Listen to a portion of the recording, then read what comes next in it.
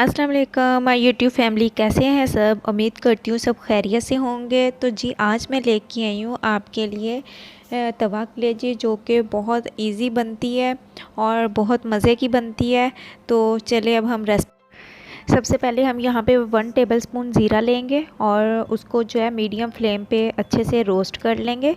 ठीक है, 1 टेबलस्पून ज़ीरा लिया है, उसको अच्छे से रोस्ट कर लेंगे। और हाफ़ के जी हमने कलेजी ली है और 1 टेबलस्पून जिंजर और गार्लिक पेस्ट लिया है। इसके अंदर मैंने पुदीने के 1-2 पत्ते डाल दिए थे खुशबू के लिए। सॉल्ट लिया है मैंने हाफ़ टी स्पून, ये अपने टेस्ट के अकॉर्डिंग कम ज़्यादा कर सकते हैं। और चिली फ्लेक्स लिए हैं मैंने यहाँ पे 1 teaspoon, half tea spoon black pepper, 2 सब्ज़ मिर्चें ली हैं। ठीक है, धनिया पाउडर लेंगे 1 टेबलस्पून और ये रोस्ट किया हुआ ज़ीरा है।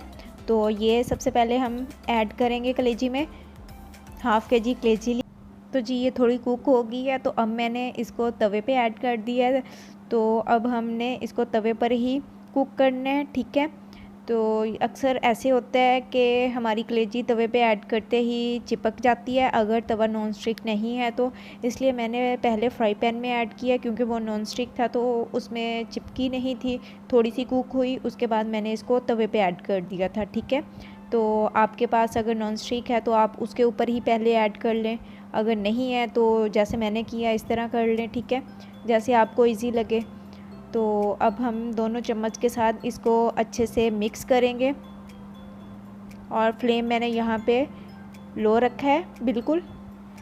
कलेजी रेडी हो गई है, तो अब हम इसमें सॉल्ट ऐड करेंगे हाफ़ टी स्पून। सॉल्ट आप अपने टेस्ट के अकॉर्डिंग कम ज़्यादा कर सकते हैं। ठीक है, और अब हम इसको अच्छे से मिक्स करेंगे।